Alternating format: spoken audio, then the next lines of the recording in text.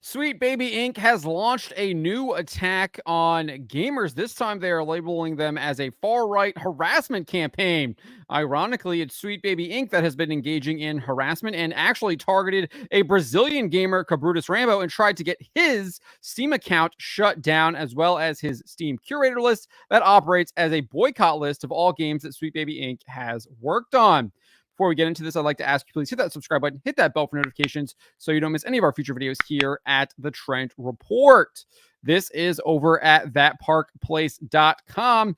And it's not Kim Belair, it's not Chris Kindred, it's not Maya Kramer. It is Sweet Baby Inc. co-founder David Bedard crying victim and claiming the company is the target of, quote, a far right harassment campaign. He posted this on LinkedIn. You can see the whole post here. A little bit hard to read, so I got it out here that we'll go over it here. But he wrote this: for the past 4 months, my company, Sweet Baby Inc., has been targeted by a far right harassment campaign conspiracy theory. It's an absolute lie, but we'll get to that. He continued saying, "This is a tough situation for me. My co-founder, Kim Belair, our entire team, and our collaborators. More than the frustrations caused by the harassment, which they are the ones who are harassing, and the precautions we're putting in place as a result of that, the toughness comes from the fact that this entire campaign is based on misinformation." I will agree with that. It is based on misinformation. You're spreading that misinformation right now by not telling people what you and your employees did and are engaging in, which is the harassment of Kabrutusrambo and other gamers. And now you're labeling them as a far-right harassment campaign. You are engaging in misinformation, David Bedard. He continued saying, misinformation so wild and left field, or right field, I guess, that it's impossible to even engage with it to combat it. It's so serious. He's making jokes about it, right? This guy's a clown. He then referenced a Kotaku article that is riddled with misinformation and lies written by Alyssa Mercanti that he links at the conclusion of his post. He says, so we spoke with press to clear things up about exactly what we do and how we do it. Adding our voices to this conversation felt necessary because what is happening to us is something that happened before in this industry and will happen again. It happens to not just us, but also to countless other devs, players, journalists, and creators. That's true. It's what Kim Belair said, your co-founder. She said she terrorizes the game industry with cancel mobs, which we will get into. That's happened before, and it's what your company engages in. And it does affect countless devs, players, journalists, and creators, because you've weaponized terror to keep people in fear. Fortunately, there's a lot of people, a lot of gamers, at least over 250,000 that have followed the Steam curator list that no longer are beholden to their fear. Fear is the mind killer, and they are not going to let their minds be killed by you and your ilk. Bedard continued, everyone who has reached out to me with kind words of support has also asked me what they can do to help. And it took me a while to find an answer to this question, but I think I finally know. This is what you can do to help. Check in on your marginalized colleagues and friends in this industry. Make sure they're okay. Let them know that they are loved, that they are appreciated, that they are welcome, and that they are talented. Tell them you're not going to let this kind of hate push them out of this industry. Tell them that things like this won't scare all of their community away, that they are protected, and that they have a place here now more than ever. Ironically, hate and terror is what you and your company actually engage in to push people out of the industry. I mean, you really can't make this up. Everything that Sweet Baby Inc. does is what David Bedard says he's being the victim of. I mean, you really can't make this up. And let's get into all this stuff here. So here is obviously the LinkedIn, showed it before, but let's get into this. Sweet Baby Inc. employees Chris Kindred and Maya Kramer attempted to cancel Brazilian gamer Kabrutusrambo after he created a Steam curator list for all games that Sweet Baby Inc. worked on that are available on Steam and made it clear he does not recommend them. Sweet Baby Inc. has been criticized for attempting to push radical left-wing identity politics into video games. In fact, their own website admits it. It says, our mission is to tell better, more empathetic stories while diversifying and enriching the video games industry. We aim to make games more engaging, more fun, more meaningful, and more inclusive for everyone. When they say diversifying and when they say inclusive, they mean getting rid of white people or talking about non-white people. That's all that means. It is literally anti-white.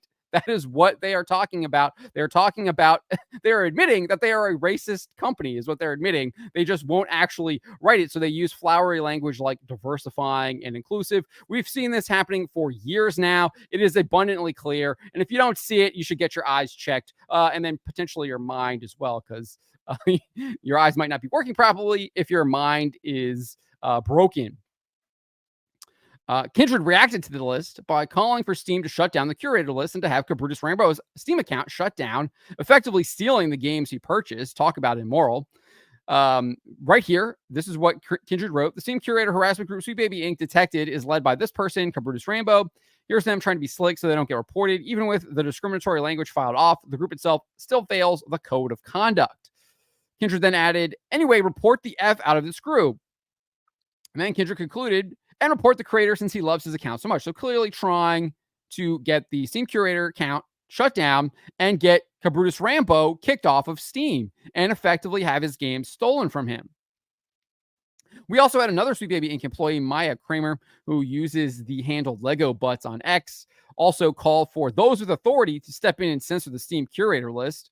Kramer wrote this, sorry, no one thing has changed. The number of people who understand that spreading misinformation just lets them be racist. So obviously accusing Kabrutusrambo and the gamers who were part of the Steam curator list of being racist without any evidence whatsoever. This is the tactics that they use. Again, the tactics of fear. She goes on and says, with no consequence has increased dramatically. That has changed. Probably requires some fighting from those with authority. So obviously calling on Steam, Valve to censor the Steam curator list, and she made that abundantly clear. That's what she's talking about in the follow-up post. For example, Steam doesn't have guidelines for creators, as far as I can tell, that would prevent someone from starting a curation group that focuses on, say, Sweet Baby Inc. and warns people to not buy games they're associated with, which could just list any game at all. She was quickly community noted, and it says the curator uses Sweet Baby Inc.'s website for their source, and also it should be noted that Lego Butts works for Sweet Baby Inc. Kindred's X account was also limited after the targeting of Kabrutusrambo. Kindred posted on Blue Sky, they got my butt. I'm guessing a few hundred gamers reported me.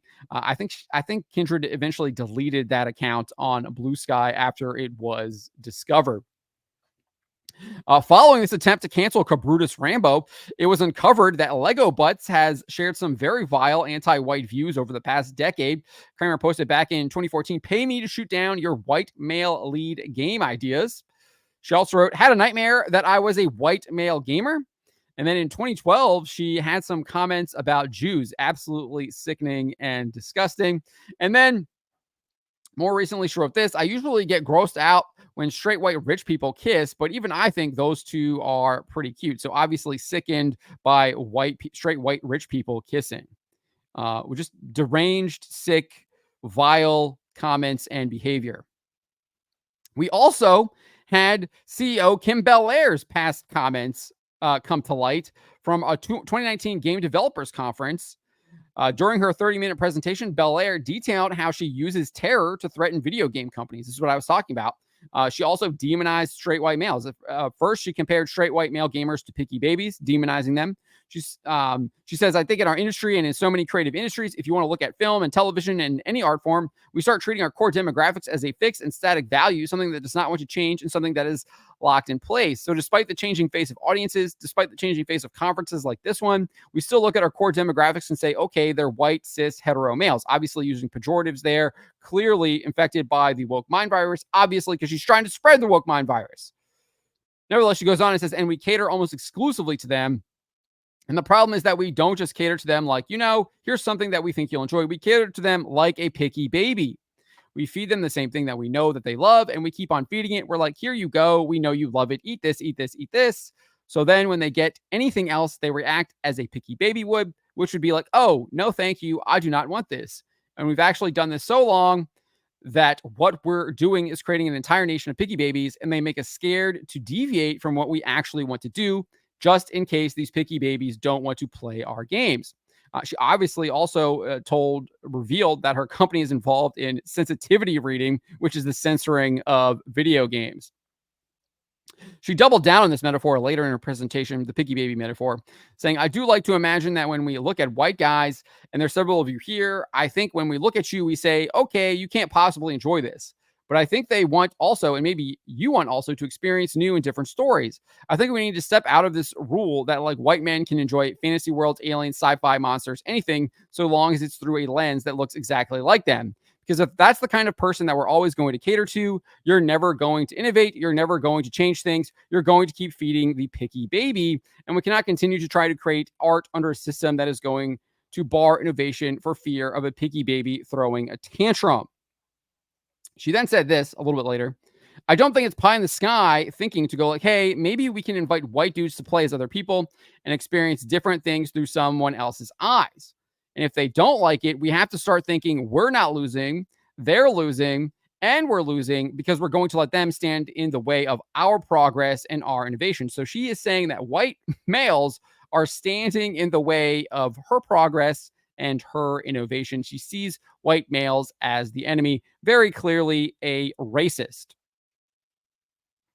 She would also explain how she uses fear to manipulate game developers. She says, if you're creative working in AAA, which I did for many years, she worked at Ubisoft, put this stuff up to your higher ups. And if they don't see the value and what you're asking for when you ask for consultants, when you ask for research, go have a coffee with your marketing team and just terrify them with the possibility of what's going to happen if they don't give you what you want. So she is literally advocating for the use of fear tactics if she does not get what she wants, which is a giant paycheck at the end of the day, because she wants these companies to hire her consulting firm. It is obviously a massive grift for her. She's just trying to enrich herself.